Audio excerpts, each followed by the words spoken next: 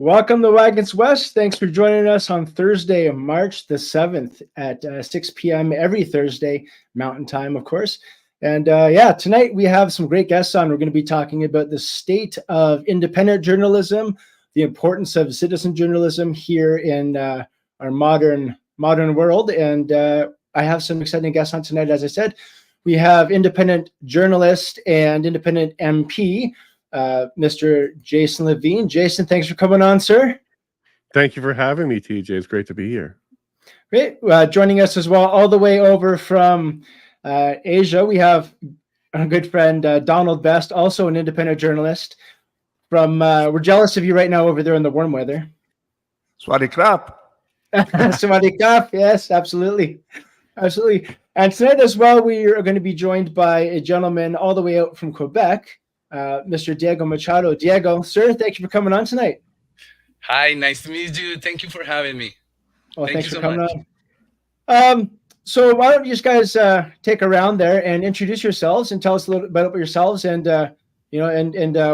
what brings you here tonight. Start with you, Jason. Well, thank you very much there, TJ. I'm Jason Lavigne. I'm an independent journalist, and I'm also running as a candidate for MP in the next federal election. I'm a podcaster. I do a couple of shows a day, every single weekday, for at least 4 hours of content, sometimes 5 on the Wednesdays.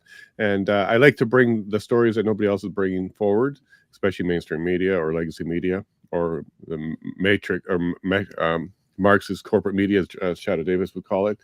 And I couldn't be more pleased that TJ is another person out here in Alberta who's bringing stories forward, bringing people together and having wonderful conversations. So what brings me here today was TJ and his inspiration and his desire to spread the word. So I'm happy to be part of that. Thank you, TJ. Well, I appreciate that, sir. Yeah, I actually, out of the 3 gentlemen we have here, I actually got to meet Jason in person back in end of January, I think, when Tucker Carlson came to Edmonton, so I was able to meet up, and it was a good time. Good time had by all. Another person, of course, that I'm a fan of, and another, I don't know what they call it. I guess he's an independent journalist, but for sure, the most famous of them all. Donald, tell us about yourself. Hi, great to be here, TJ. Well, I used to be a sergeant detective with the Toronto Police. And then I went on my own and had quite an interesting career working undercover all over the world, even deep cover, where I would pretend to be someone for a year or more. I'm an anti-corruption advocate, and I was the sole recipient of the 2018 Ontario Civil Liberties Award. I'm an independent journalist, and I did 63 days in solitary confinement. It's the only place that could keep me alive in prison. I was convicted in a civil case in Ontario of contempt of court. I was vindicated later. All the evidence was fabricated by lawyers and a corrupt cop who says, former commissioner of the Ontario Provincial Police, Julian Fantino, did an investigation, testified, swore an affidavit in my favor. But I still did the 63 days in prison. Gives me a little different perspective on everything. Hi. That's quite an introduction, Mr. Best. Appreciate you coming on today.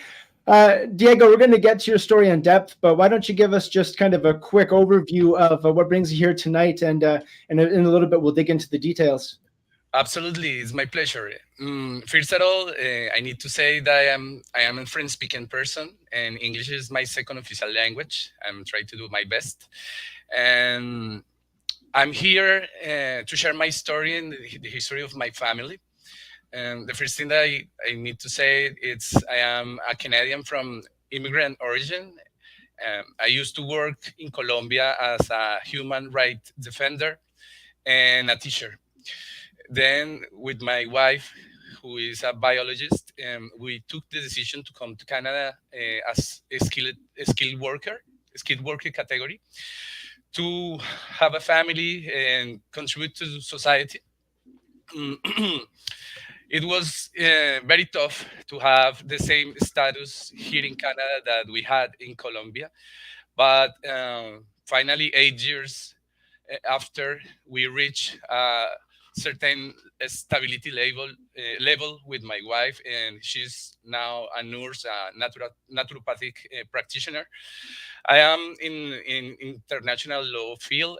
I had a master's degree in international law, and I was working at the federal government when the mandates arrived. I lost my job and my wife also. Uh, so 2 years after this crisis in my family, I had passed the same situation, but in other field with my kids. So the principal reason that I'm here is looking to restore the dignity of my wife and fight for the rights of my kids. This is the principal reason. Awesome. Thank you, Diego. Appreciate that. And Diego, you guys are in Quebec, but you're actually out here visiting the Great West right now. Yeah. Yes, absolutely. I would say waste, but I prefer to say spend my 11 years here in Canada, always in Quebec side. And the reflections that I want to share also touch the governmental powers of Quebec. Um, I want to share also my opinion about fascism and the difficulty of regular people to defend their rights, excuse me, facing fascism and small micro powers of institutions. So this is an experience, a very tough experience for my family and me, especially 1 week ago when everything started. It's like a earthquake, a nightmare for my family. When I say that I am looking for restore the dignity of my wife, it's a real issue. She is traumatized. She doesn't understand why it is happening in that way. I have a comprehension of many issues that my wife is unaware, but she feels the same pressure than me. So it's for her and my kids that I'm trying to reach more people, share my history. We had create and like gives and go campaign because we are with our kids and we lost 1 week of income from the beginning of this situation. And yes, I'm looking to move to Alberta. I think that it's a prosperous land, and especially thinking about my kids, I want to be sure that they will be in a place where their rights will be respected. Well, Diego, Alberta is the best place in the world as far as I'm concerned. So you're welcome. You're welcome here anytime, brother. I breathe a different air. So when I was just doing some preliminary research on tonight's episode there, I was looking at the state of what we call journalism in Canada, and that word has kind of changed to mean propaganda, I think, over the years. But I'm still new to sharing the screen here, but check this out.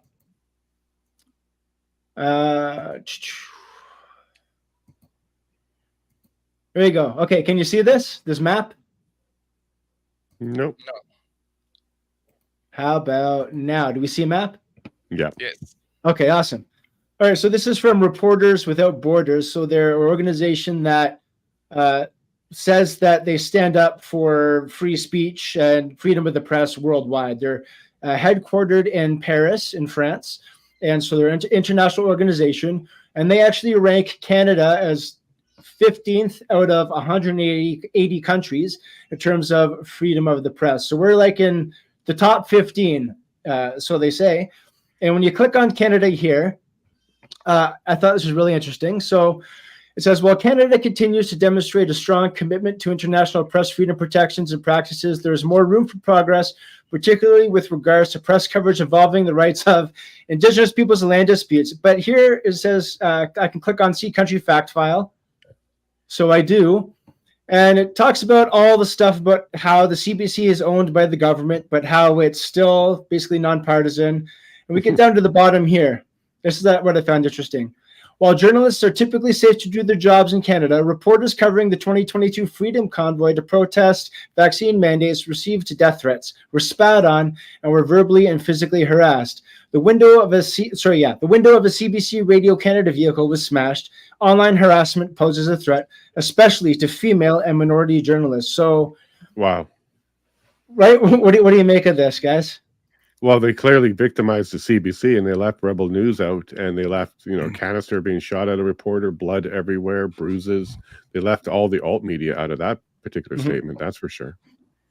Yeah, and it's interesting that they took they took the effort to make particular focus on the Freedom Convoy protest, right, and not any of the other many things that are happening. Well, that page sounds like it was written by CBC. Yeah. Yeah, it sounds like lies and propaganda to me. It really does. My first thought is, do they receive any government money from Canada? Can anyone tell us that? Do a quick search out there, all our audience. Do Reporters Without Borders, right? Do they receive any government grants from Canadian sources? Yeah, that's a good question. That was just a pile of donkey dung, as far as I'm concerned. Any connection to the Trusted News Initiative? Right. That's what we want to talk about. That there's that Trusted News Initiative, and that's what this Reporters Without Borders. We are for just freedom of speech. We are for freedom of the press. However, obviously, a very politicized view that they take. So, where can you go for a trusted news source nowadays? Here, go to TJ's show. That's a good start. Yeah, independent and citizen journalists. Yeah, and you have to find that person that you trust. Or persons. Definitely, I would encourage people to have more than one that they subscribe to. Try and get a breadth of good journalists out there. And we have a lot in Alberta that's really starting to materialize, like Mocha. Mocha is one of the better ones out there for sure now. On the side that we have, on our side, you have Mocha, you have yourself, you have myself, you have others out there that are trying to, do the right thing and trying to bring I don't want to say a conservative, but a common sense, an honest and common sense view, or read the news in that regard. There's been quite a few on our side attacking each other, right? And you have been privy to that as well. Would you mind kind of talking about kind of the battle that you're in right now with some of the people in the independent or alternative media, Jason? Well, I think what you might be referring to is when Rebel News or others, take issue with reporting, and we're trying to keep ourselves accountable and honest. So I've run into a couple of issues, and I've corrected them. One of the first things I learned being a journalist is you're going to make mistakes. And one of the first skills you should develop is how to apologize and correct it and say sorry. And that's what I've done. I found it is very valuable, TJ, to make sure that you reach out and let people know when you make a mistake. That helps build your credibility and also makes you very distinct from the other type of media out there who does not do that. I can't say I'm having, I'm not under attack or anything like that. I have most of my resistance from the public, who sometimes don't like to hear what I have to say, or it's a little uncomfortable what I have to report. But that's kind of when we know, TJ, that we're on target, is when there is somebody that's upset with what we're doing. Otherwise, we're just telling, fluffy stories. We definitely get threats. It's starting to get pretty ugly out there. That part of that little article was true, but they were focusing on CBC reporters. We certainly get lots of threats and trouble out there. But overall, I do think we have a really good reception with the community. People who watch the show, mine in particular, long enough understand that we are trying to get the truth out there. And we don't hold back. Donald for sure knows this as well. We definitely say what we think, and we want Canadians to understand our passion. And absolutely, sometimes we get frustrated, and sometimes we're under attack for it. But that just comes with the territory nowadays. Journalism is a very dangerous profession in Canada, not just for your physical well-being, but your mental well-being too. We get exposed to a lot of issues that are concerning. just before this, I was speaking to somebody who's sharing another vaccine injury story. So we have some of that trauma that we have to work through as well. So yeah, being a journalist, TJ, in Canada and Alberta, it's a little bit more dangerous than it used to be. And we have to take care of each other too, because mental health is a concern amongst us. Yeah. I noticed as a photographer going in and covering some of the different things, like some of the different protests that happened in association with the mandates, I noticed that people that were there are very leery of somebody walking around with a camera or a mic or anything like that. They're very like distrustful automatically. They're kind of cordoning you off, and who are you with? Who do you represent? And they're usually, if you say you're independent, they're usually pretty okay to just let you go and do your thing. But naturally distrustful of the media for obvious reason. When I've gone and taken photos and published opinions of some of the different things I've covered here in Alberta, I don't get attacked by the right. I get attacked by the left. Right. And you and Donald, I've come to know Donald from being on your show, you've done a lot of reporting on the Coots scenario, and you've actually been attacked from people on your own side for that. But you've been doing an excellent job of covering everything in detail. So you can kind of elaborate on that? Sure. I think what you're referring to is maybe some people don't like some of the information that we do collect and release. And then again, that comes with the territory. And Donald will be able to expand on this because he likes to write well thought out, well-researched reports. And as he found out, his reports were fantastic, spot on, and well loved until one of the reports focused in on an issue close to some people. And that's going to happen, TJ, because we're not looking to make friends. We're not looking to join cliques or groups. And we're certainly not looking to have handlers and have people guide us and narrate us. That's exactly all the things we're fighting against from the very beginning. So that's going to cause friction with some people. And TJ, I don't find that to be a problem. I find that to just be part of the system, the new system of media. And that's kind of a check and balance that's built in where it is keeping us honest. So when they highlight a mistake and we correct a mistake, that's good. That's good for journalism in general. So that's how I look at that at this current stage. When it gets to personal and it's no longer about the story, it's about me and they're coming at me or my family, that's a line I'm learning to navigate and to stand up to. But it wasn't something I was expecting, to be honest with you, TJ. I thought that the media that I could put out there, because it's based from honest and goodwill, would be received well. But the personal attacks was something I was not prepared for. And I'm learning how to navigate those now. So, yeah. Nice. Donald, something I was just checking out on your Twitter today. You posted about, let me share the screen here. And he's recently back on X because they suspended him for his reporting.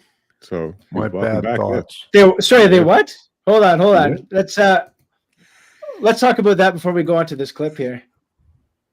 Well, sorry. What happened to you? What did you report on that they suspended your account for on X, the supposed free speech platform?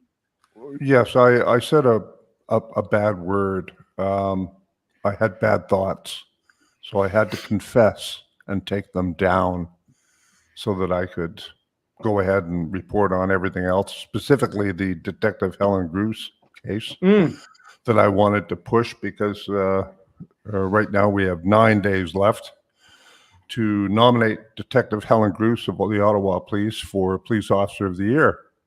And so in order to do that, I had to confess that I said some bad words, bad thoughts, wrong think. And I took down that tweet.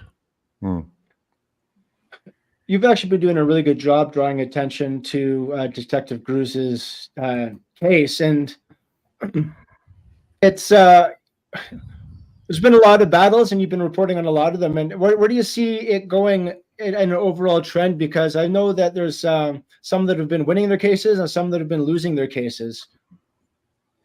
Well, this is a very important case, but not for the core reason that people believe. Now, here we are. I don't know where you're streaming, but I know if I say a word that begins with victory, that if I use that V word, that you wouldn't be able to, they might take you down from some places. So I'm not going to say the victory word.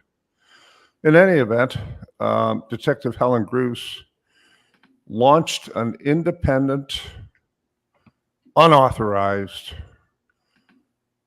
criminal investigation into that word and the connection between a cluster of 9 sudden infant deaths in Ottawa. And for that, she was attacked, she was suspended, and then she was charged. And she now faces one internal charge of discreditable conduct for having the temerity to launch her own investigation without permission. Now, I must tell you, every day across this country and around the world, tens of thousands of police officers initiate investigations, major, minor. They don't have to tell anyone. They don't have to seek permission. They sure don't have to seek the approval of the political class. But what's happening with Detective Gruce is they've charged her for not seeking the permission of the political class to initiate an investigation. And what's interesting is just a few years prior, she initiated an investigation into a legacy child assault with the S word in it. And she arrested a man, and it was wonderful. And she did that on her own. She received all sorts of kudos. But just as Jason said about my reporting, you know, when I did a forensic report on the Coots accused, the 4 Coots accused, and that table of firearms that the RCMP laid out, excuse me, that was all fine. But when I brought that same standard and that same professional forensic ability to fundraising that was going on for some of the Coots 4, that was not fine. And all of a sudden, my credentials were worth nothing. I was attacked. They criminally threatened Jason and his family, told people to go out and assault him with weapons. Yep. For his reporting on that. Yeah, and I kind of want to highlight, we took those threats seriously. I had to, you know, for the first time in my life, TJ, really be concerned about my activities and what it could mean to my family. Again, like I said at the beginning, I didn't expect that part of it. I expected to take it as a professional. I expected my stories to be attacked, but I didn't think it would go all the way down to my family. We received a phone call and we received some concerns. So we had to deal with that really for the first time in my life. But it didn't deter us. If anything, TJ, it validated the entire process that we're going through. And we knew we were onto something when people start to act that way. It is getting dangerous out there in many different ways, not just physical threats, but we have things like publication bans that we have to navigate, litigation that we have to worry about, you know, defamation lawsuits being filed against you for frivolous and nonsensical reasons. And then, of course, you know, physical threats from the public. This is the reality of journalism in Canada. That particular website did not reflect well, by the way. So you've been accredited, so you've been able to attend as a journalist several court cases, and you mentioned publication bans. So I guess without whatever you can say, how have you seen these being used in your estimation? Like, what's the why behind it?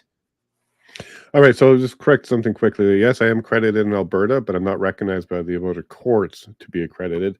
They seem to not assist independent journalists, and I might be blacklisted or something, even though I've never had a complaint and I've never been charged with a publication ban or anything like that.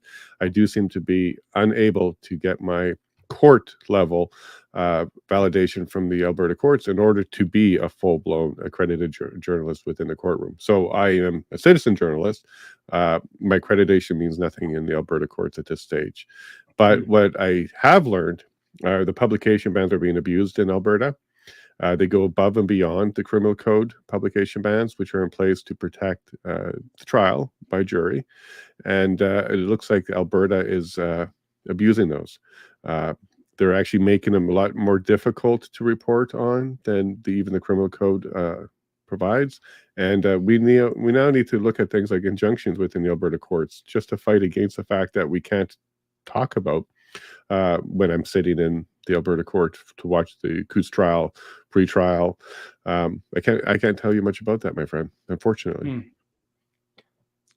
Maybe you guys can give me your opinion on then, like if we look at the legal system and how we think it may be stacked, or a political system and how it's stacked, and the media is obviously the propaganda wing of our government. So we're kind of in it feels sometimes very much like a no-win scenario, but independent voices, as you mentioned at the beginning, and are kind of rising up and filling that gap.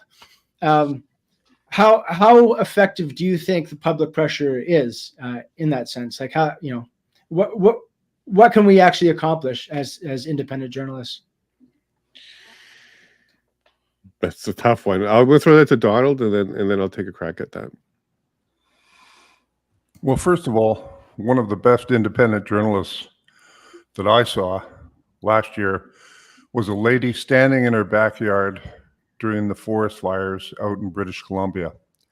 And the CBC, and it was beautifully, contrasted. The CBC and all the normal sources were reporting that the police and the fire departments were not blocking roads and preventing exits from the fire zone. And this lady stood there with her iPhone in her backyard and showed the fire down at one end of the street and the police blockade at the other end of the street, and went up to it and eventually made her way through it. That was some independent reporting. And I think that that's illustrative of what's happened to the public's opinion. First of all, we know they lied to us. We know that the media in Canada have been lying to us for a long time, but especially during the last 4 years, starting with the whole lockdowns and all the rest of that, they've been lying. They don't cover the Detective Grush story.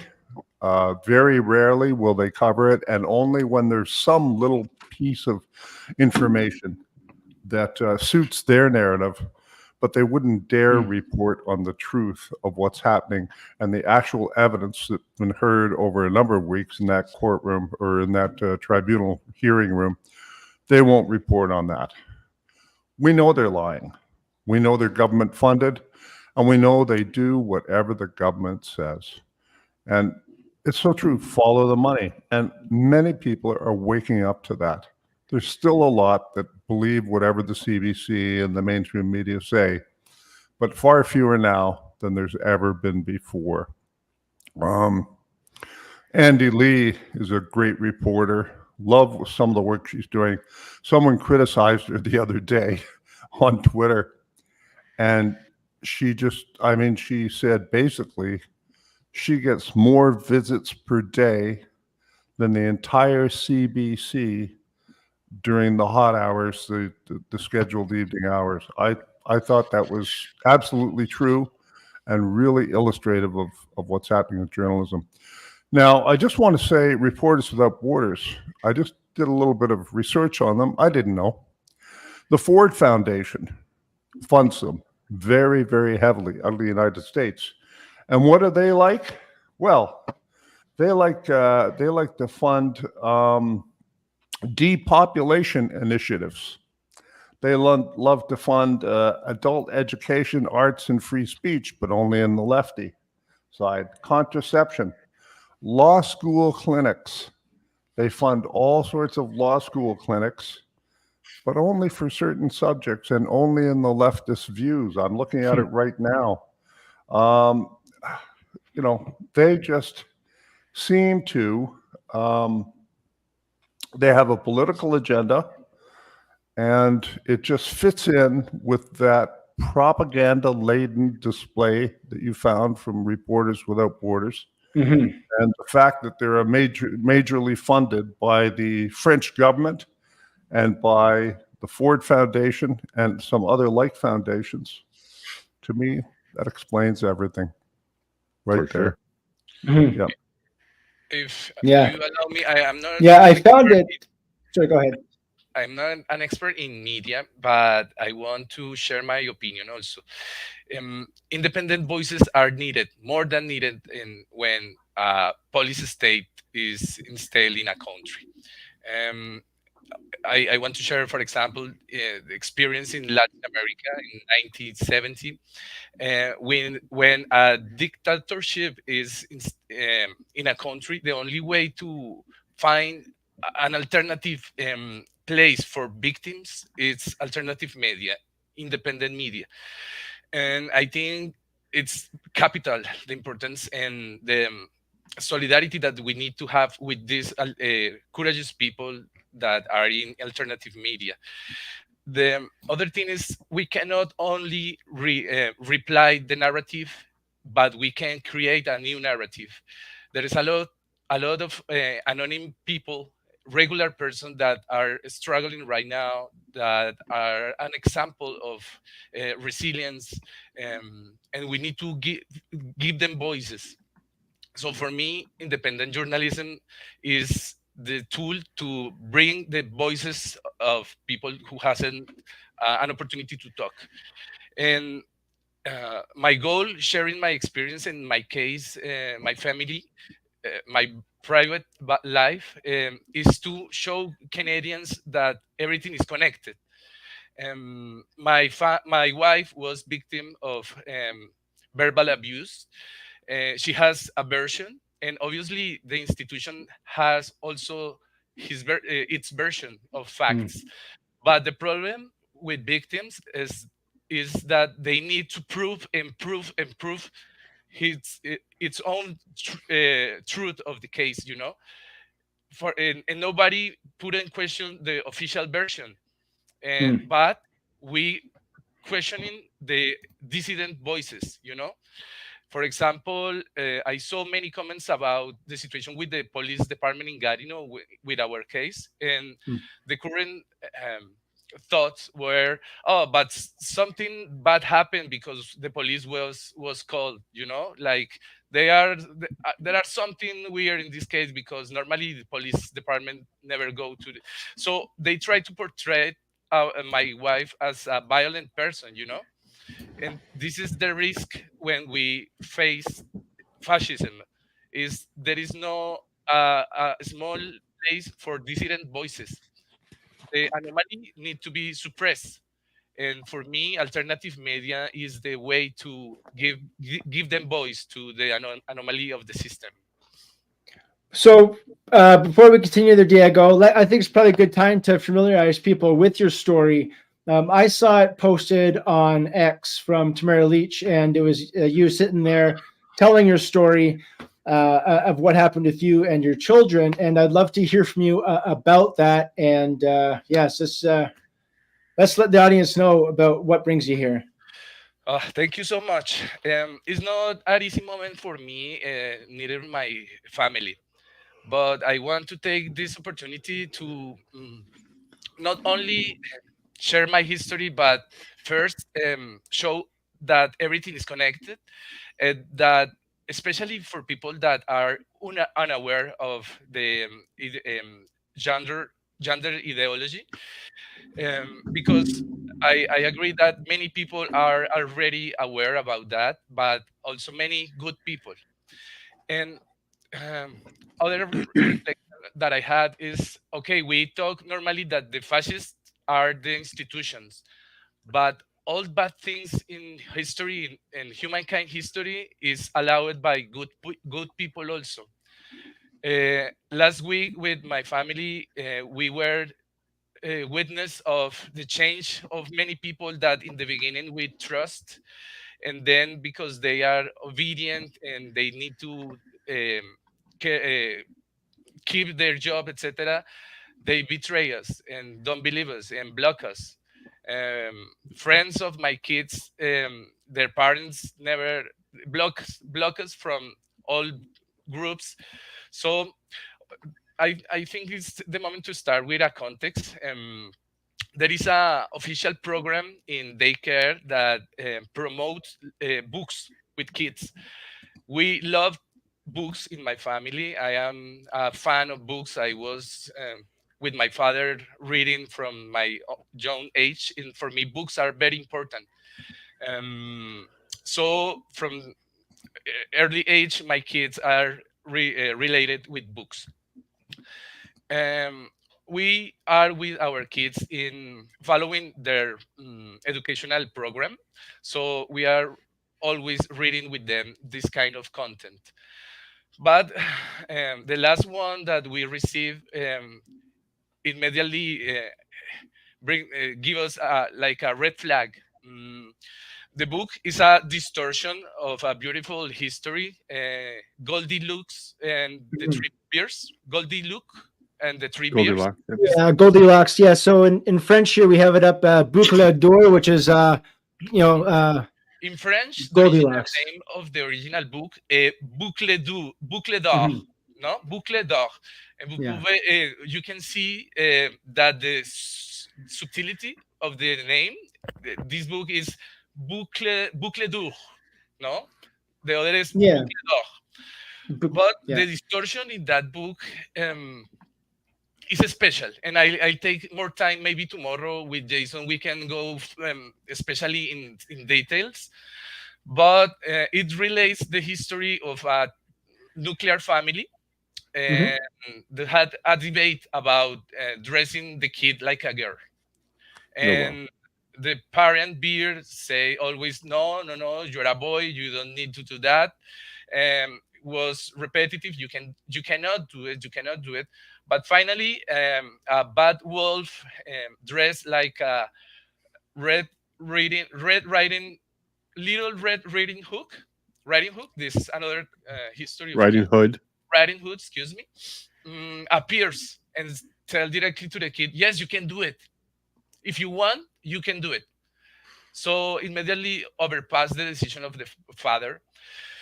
And somebody can think, oh, you are exaggerated, it's only for it's innocent lecture for kids.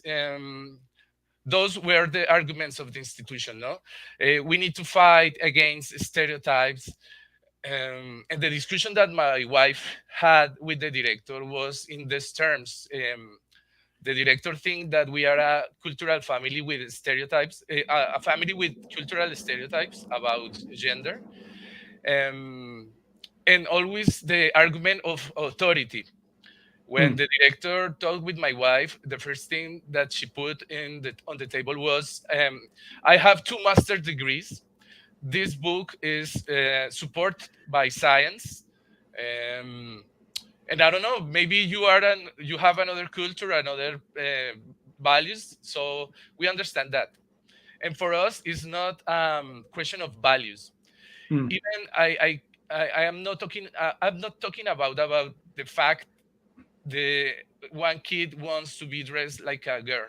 I'm talking especially about parental authority Mhm. that is subtly Yep. Subtly. Yep. subtly put in controversy, you know. And so it was a surprise because we had two civic debates with two persons of the institution before the conversation with the director. And those discussions were tough, difficult, but always in a in a respectfully way, in a respected way. But with the highest authority of this institution was terrible because for us she's a radical, she has an ideology, and she is a fascist. Mm. And the problem that I also I'm realized is the good people who were at that moment at that office, who were witnesses about all the kind of stuff that this lady screaming to my wife, go to take your antidepressants, your medication, get off of my office. um, there is a lot of things, and the details. I made a post in X relating everything, all the details. For us, it's not easy to remember that because because this discussion, my wife cannot sleep at night because she remembered that all stuff that was saying on that day. So, if people are following the story, we had a debate with the pedagogical counselor, with one director of the installation, but finally we had this tough discussion. Um, before all these attacks, my wife was very upset, but my wife is not a violent person. uh, so she wants an apologize at that moment. She asked for an Mhm. apologize, and the director said, "No, you have to go. I'll call the police." And happened like this. My wife came to pick me up, and we returned to the daycare to talk with the police department of Gatineau, two agents, and the director of installation, because the general director went out immediately and told us, "Okay, I'm waste all my time with you. You need to talk directly with them." Okay, and we did it. And this is the point that I want to share. We s- I per- Me personally, I spoke with two agents of police about a book, about something without importance for the level of criminality that is in Gatineau, especially the fentanyl is not a crime. I mean, so I talked directly to the eyes of these police agents, um, because it was another thing. Excuse me, because I remember the general director told to my wife that if she has this kind of preoccupations right now in at the daycare, she need to be prepared for war at school. Be prepared for war at school. So we are talking about war in a daycare in Quebec, only because we have questions about a book. So I replied to the police department very humiliated, because I understand immediately that our rights were violated, and the police agent gave me a lecture about cultural issues and stereotypes. That he understand that we have different values, and I said, it's not a question of values; it's a question of principles. And we don't have stereotypes, because even we were victims of stereotypes from day one when we arrived to Canada. I have a lot of histories about stereotypes that I want to share, but not today, maybe because I understand we don't have a lot of time. But we were victims. We understand the power of stereotypes, and we are not this kind of people. So I finally told, I finally said to these two agents, "You have also kids. Your colleagues have kids. Tell them please to be prepared for war, because it's a real issue. It's not a joke. It's not a, a cultural problem. It's a structural problem. Canada need to be aware of this situation. It's not an isolated case. I understand that I am not the only one who had this kind of concerns, but the other people that told me their opinion don't want to talk, because they have to protect their jobs, their security, and it's a normal reaction. Everybody wants to be safe, but my wife, and especially her, she has a lot of dignity, and she is with me on that, fighting for dignity. Well, Diego, definitely, credit to anybody out there that stands up for what they believe is right under immense pressure, especially if you are surrounded by, the institutions that seem to be not on your side. I was just sharing a screen there, Diego. I want to bring it up again. Mhm. The link you sent me to the Goldilocks book, I just because my French, forgive me, is not that. Oh, by the way, you mentioned you apologized at the beginning for your English. I think you do great. A lot of people that speak English as a second or third or fourth language always apologize for their English, but it's not a problem at all. But I translated it for myself here. Three bears are preparing for the forest carnival. So this is the description of the book from the Mhm. website that you sent me. Mhm. Papa Bear plans to dress up as a big bad wolf and Mama Bear as Sleeping Beauty. When Little Bear tells him that he wants to disguise himself as, it says Bear Buckle, but I think it means Goldilocks. Yes, it's Uh, Goldilocks. Papa Bear refuses to let him wear blonde pigtails and a pink skirt. The bear's father offers him other and more manly disguises, but Little Bear does not budge. Arriving unexpectedly, the big bad wolf, disguised as Red Riding Hood, so he's also in drag, gets angry at Papa Bear's narrow-mindedness. Frightened, Papa Bear agrees to let Little Bear disguise himself as Goldilocks. And that's not all, because Papa Bear is forced to dress up as Cinderella for the carnival. Ha ha ha, she's the brunt of the joke. The album is inspired by the world of classic tales to test the prejudices and stereotypes associated with feminine and masculine behavior. Amusingly, the punchline, Papa Bear's the punchline, Papa Bear paying the price for his opinions, which are, to say the least, questionable, used in the wrong way or used in the way you wouldn't expect. The big bad wolf is the character who allows the final reversal of the situation and the amusing point of departure. So the wolf that comes is the one that is to be trusted, and the dad, the protecting dad, is the one that is the villain of this story. And not only, Diego, like you said, not only is it that the little bear wants to dress up like Goldilocks, but in this story, Papa Bear is forced to put on a dress as well at the end of the day. Now, I don't know the details of the story, but that's crazy. It's crazy. And as I said, I love books, and I read a lot of books with my kids. So when I saw this kind of distortion, it's like evil, you know? People sometimes don't like to talk about the spiritual realm, etc. But I am a very spiritual person also, and I understand that this battle has many faces and many realms. So the things that we are living right now on Earth, especially in first world countries, is a reflection of a battle in the spiritual realm. So when I saw that with kids, I understand immediately that it's not an innocent goal, you know, it's an evil one. And let me tell you why. Because kids need to have structures, you know, especially between 0 to 7 years old, kids need structures. And the sad thing with the distortion of Goldilocks is like Goldilocks shows a traditional nuclear family, like a bear, mother bear, and a kid, no? Do you remember the history, the original history of Goldilocks? Oh, the original story, yes. Yeah, Yes. like she goes in and, yeah, she This tries the original- different...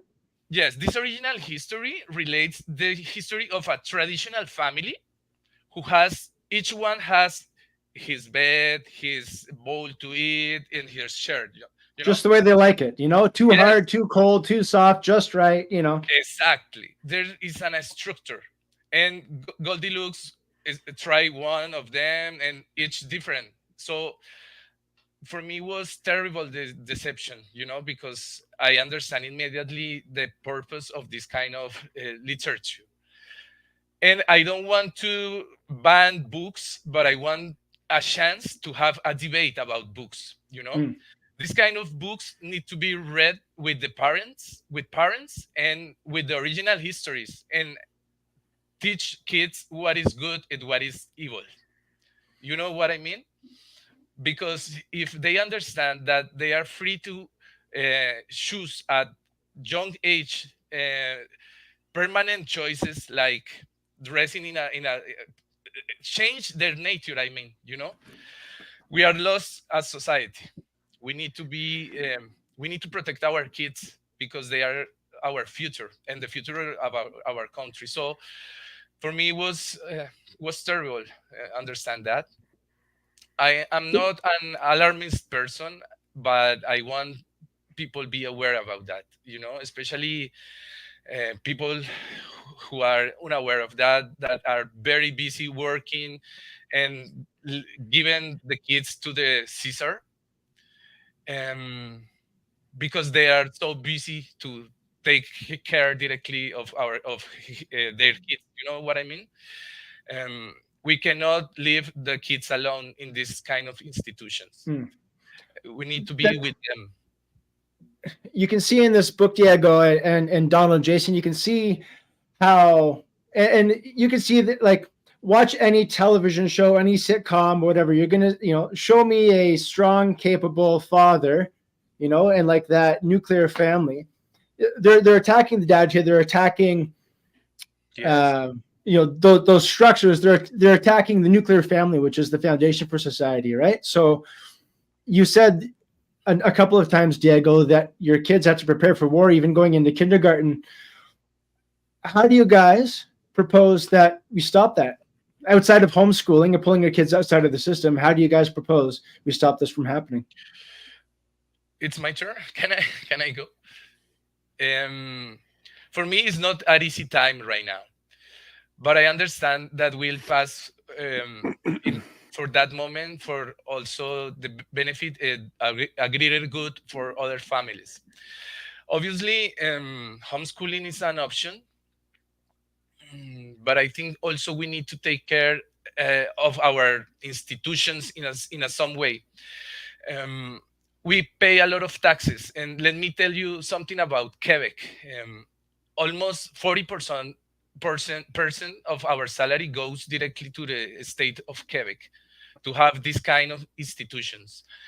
Mm, we had a ministerial policy to share this kind of content, but there is no a way to restore or to let dissident voices be heard. You know, each policy must be plain with an alternative for possible victims of a policy. You know, and there is no the case in Quebec.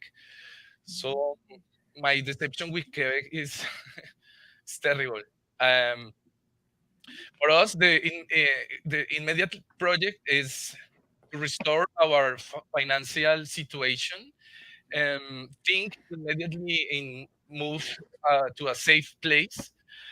And we need to work with parents. I think we need to talk to have tough discussions, tough conversations, but always with respect and arguments. We cannot ban books. We need to talk about books, I think. Guys, where is there? Diego, you mentioned having to move to a safe place. With the mandates of 2020 when they instituted them? Anthony, Yeah. So we found ourselves moving to Alberta to try and, kind of plant our flag or find somewhere where we could survive whatever was coming. But with this ideology, it's in Alberta too. Like Alberta's not safe from it. You guys can attest to that.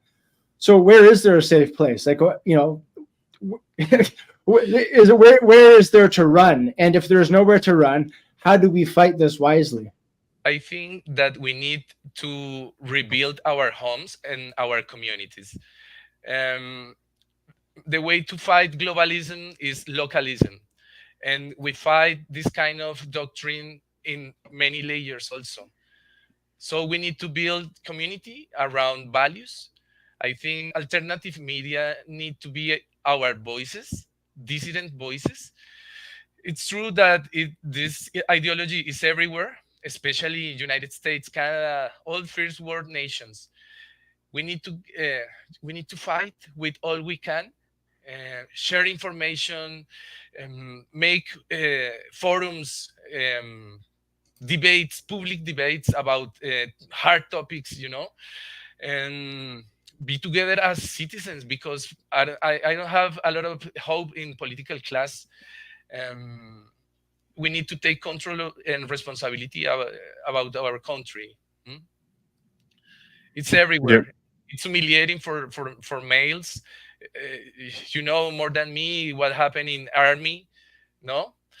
What happened with tampons in the bathrooms of the army, because they don't want alpha males. They don't want people that are ready to die for his family, because we have a problem here. Yes, for the moment is my reflection. I let you talk. And Donald, 1 second. I'm just going to add one thing to there. You are not wrong. We are in a war, so don't surrender your children. This needs to happen at home, your dinner table. And Diego, you're doing exactly what you need to do. You're standing up for your children, even in the face of authorities and the threat of removing your child, and even being told get ready for war in school. That's the most honest comment I think they could have given to you, because they're telling you the truth. You do need to be prepared for war, and don't surrender your children. Sometimes things are so obvious that you can't believe that is true, you know. But this case is true. It's so obvious that all parents need to be aware of that, and maybe take an informed decision. You know, knowing this kind of books. Okay, go leave your kids with this kind of institution. It's your responsibility. It's your choice. But you need also an space to voice dissident voices. You know, because this is the problem with fascism. And when I say, for example, Antifa movement, they need to read a lot of books about fascism, you know, because they are the fascists. Hmm. The way that That's they act, they are the fascists. And as I said, normally the things are so obvious that you have to, it can do that. It can be like this, you know, but it's like this. It's obvious, and it's in our eyes, in front of our eyes, you know.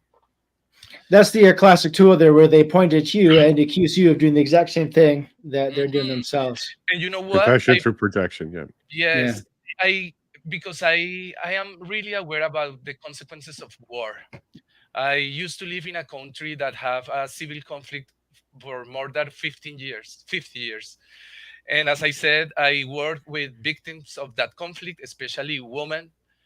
I have a lot of histories about that. But we need to put in the place of the victims. And sometimes internal procedures are re-victimizing people. If nobody believes you, who can believe your story? Nor institutions, nor media, because I try to connect with some people in Quebec, even in the influencer arena, and people in Quebec are lost. Excuse me, I love Quebec. I recognize that Quebec is part of my life. My kids play in French and talk in French is his mother language. But there is a contradiction here. Quebec has a lot of exception. It's a so expensive province for Canada, and they want all people speak French. You know, it's their priority for Quebec. But look at this case. They exclude kids from playing French with their friends because there is a policy applied in a fascist way. Hmm. I don't know if it's clear what I want to say. Quebec wants people speaking in French, but exclude two beautiful kids to do it when they play at daycare. Mhm. There is not a contradiction there. So the other thing, and maybe I pray for another opportunity to talk more, but as I said, I lived a similar situation when mandates arrive. On that occasion, my dream job, I had a beautiful job in the federal government when finally, after 8 or 9 years, um, I was able to think in a professional way in my field in international law, international relations, etc. And with all brutality, a policy was applied by good people. You know, It's- it was my boss, then they became my judge of my situation because I made an 20-page document explaining my situation and why I don't take this injection. And I was so humiliated personally, and this is the reason that I always be thankful for the Freedom Convoy. I almost lost all my life, my personal life, and uh, my wish to be Canadian, because for me, be Canadian was always a synonym of proud. You know, I Mhm. Hmm. took the decision to be here.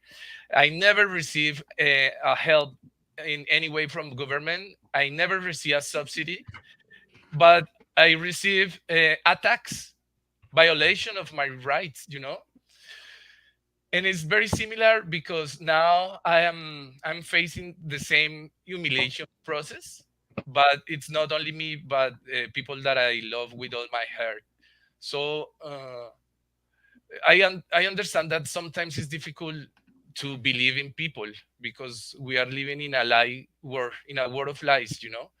But I'm pretty sure that people who are looking the truth um, will find our history as true also, even if nobody believed me and believe my wife, excuse me. And this is the hard part. I need to find a way to restore the dignity of my wife, and I ask him for a public apologize from this director. I don't know how much time it'll take, but is my motivation now. And I ask also for the solidarity of other women. I think that woman has a enormous um, role to play in this combat. And as I said, I was aware of the war in Colombia, and I don't want to talk about war, cultural war, or I prefer combat. You know, we are in a combat because when we talk about war, you are looking for the annihilation of the other part. You know, you want to eradicate the other part, and I think that good people, really good people, engaged people, need to understand that like a combat. Especially people who loves martial arts need to look for sumo wrestlers, sumo, the big Japanese guys. You know, it's like a fight that you need to occupy more space than other.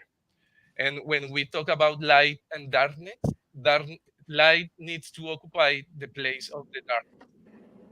The We way, talk about, sorry, Diego, you talk about taking up more space and the fight. yes, And you said it is hard to, find the support around you, but there are, I don't know how it works in Quebec or in Ontario, really. I've been more engaged in Alberta here, but there are people around you that are like-minded and that you can organize. But like you said, it's a game where you have to take up more space. And so you have to find those people. You're reminding me of, the daycare scenario might be a privately funded daycare or whatnot. But when we talk about our public schools, I have a friend that ran for in a by-election for the school trustee for the county, and she did not win, but she got 32 votes. The winner got 39 votes, and then there's a third candidate who got like 7 or 8 votes. So, and now we're talking about rural Alberta, so this is not like some major city center or anything, but how many people do you need to get together? 50 to go vote for somebody to get them in and where you can start to change policies? So if you can organize with the people around you, you might be able to take on some initiatives like that and actually enact change. What do you guys think about that, Jason, Donald? Let's let Donald go because I know he's itching for that question. Well, first of all I can think of, Diego, is evidence. Now, I don't, I'm really hearing your story, the details of it for the first time. But if you were wearing a secret hidden recording device to record all your audio conversations, perhaps you would be in a better position to prove your case to the public, to the police, to the media. And I've been advocating for so long because Canada is a great country for this. We are allowed to secretly record any conversations that we are involved in. So if you have an Apple Watch, if you have some little device like this in your pocket, a pen, there's all sorts of devices now where if you're going into a situation where you know there's something might happen that's contentious, people might say you said things when you didn't say them, or try and import, different meanings to your words. It doesn't hurt to turn on that recorder at the beginning of the meeting. Some of these things last for 20, 30 hours, even more, and have that and just let it roll. And then if you don't need it, okay, fine. File it away anyway, because you never know. Oh, 6 months ago in that meeting, he said that. No, I didn't. Here it is. You have to be careful when you play the card. And sometimes, like in my case, you get some courts that don't want to listen to the evidence. Fine, but at least you'll have it. So that's one thing. Evidence. It's too late to regret that you didn't have a recording after the meeting ends. Mm. Just buy the thing. They're $80. Throw it in your pocket. And whenever you're going to be in a situation that might be contentious, turn it on. Yeah. That's that's the best advice I can ever give anyone. Now the other thing is, you know, I disagree with you in this way. I see what happened in this book. I'm appalled by this book. And I'm appalled what they did to you and your wife and your children. Hmm. But at a certain point, I'm getting to the realization, I think, that there's no talking to people like this. So what Hmm. do? You organize those 50 votes and you knock them out if you can. I think that's a great story. And maybe you attack them using the law. Maybe they do something that's actually criminal. And we're finding that now with some of these books that they're putting in front of our children, that they meet the definition of various crimes. And so, you know, we have to push back. We have to do that. But the other thing is, we have to target people, people who are putting forward evil ideas, people who are in positions of authority and Mm. trust and influence. We have to absolutely attack them legally. I'm not saying physically or in any way improperly. I'm saying that we must take them out just as they did to you, Hmm. just as they did to you. And by taking you out, didn't they make an example of you and your family to everyone else who was there? Keep your mouth shut. We Mm. own your children. We will give them exactly the books we want to give them. And don't you say anything about it, or your wife will have to lose her job. She'll have to stay home and look after the kids, just like we did to Diego and his family. And you know what? I hear you. I think these people should be professionally, totally destroyed. How we do that? Well, legally, I'm talking about. Let me make that very clear.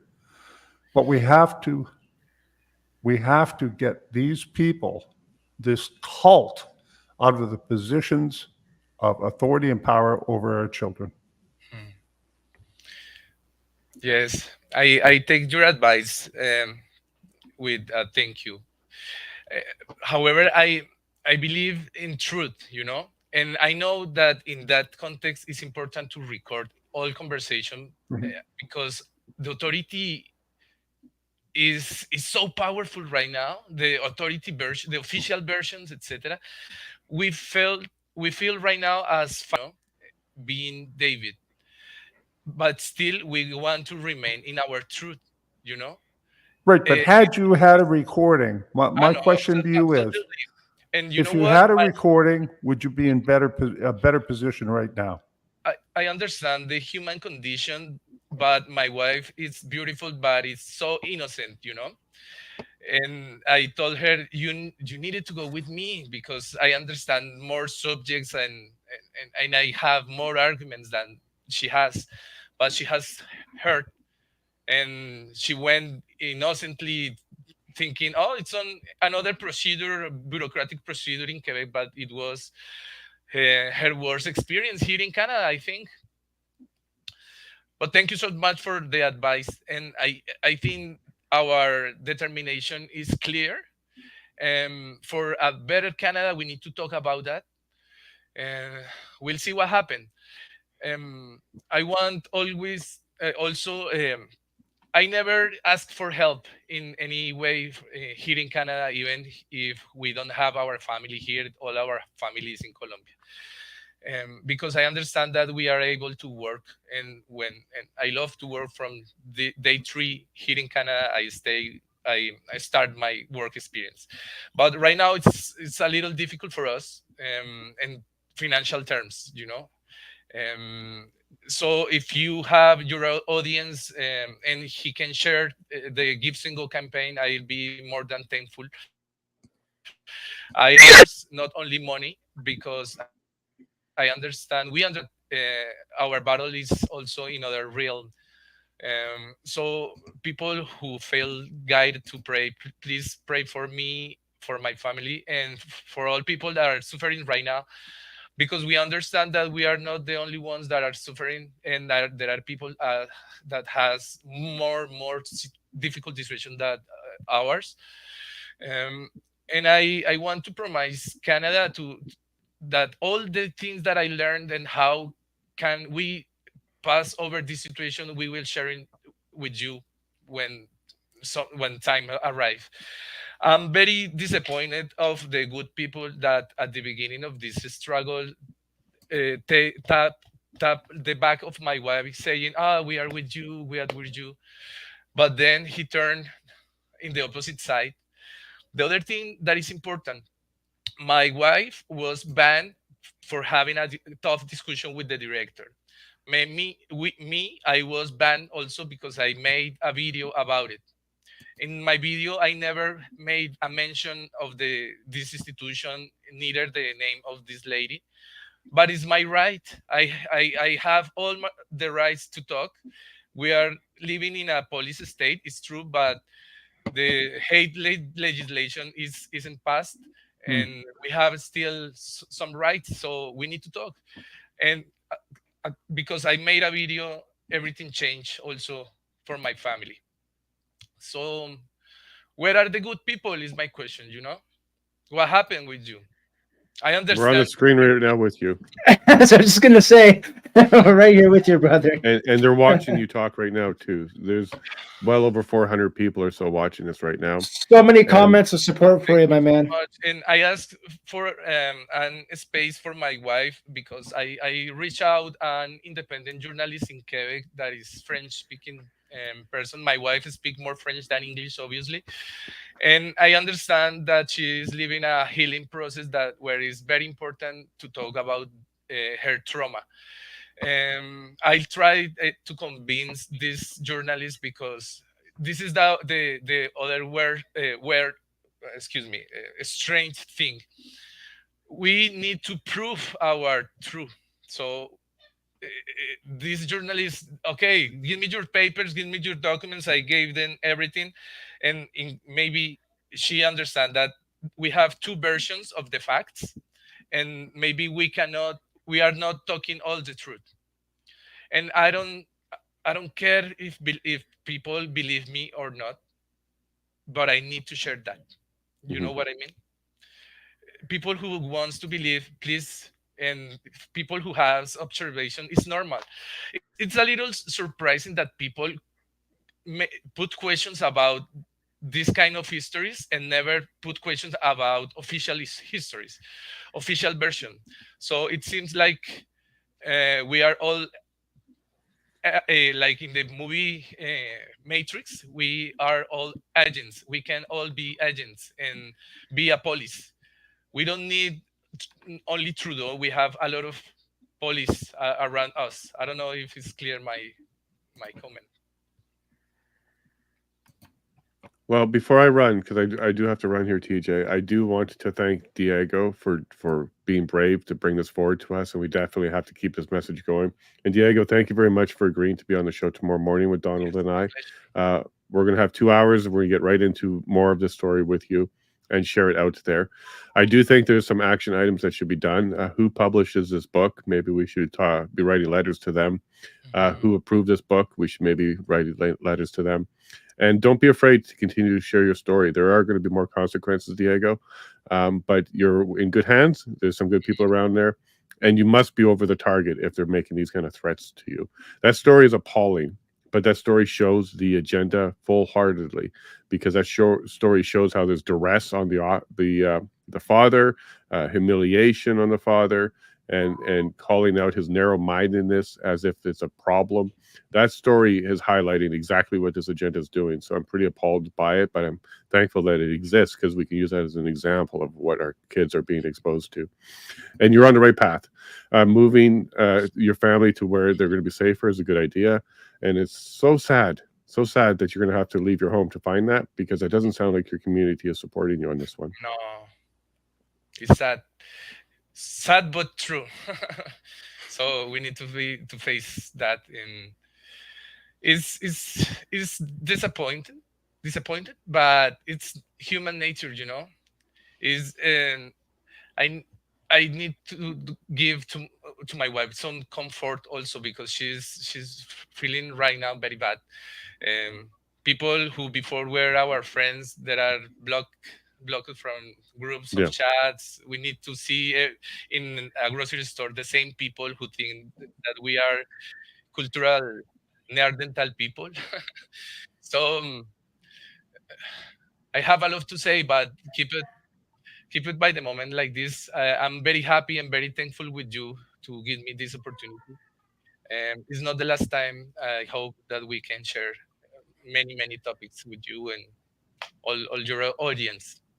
No, and we'll put you in contact with somebody else too, Dan Fournier. He's out in Quebec. He does his own podcast. He can do it in French with you.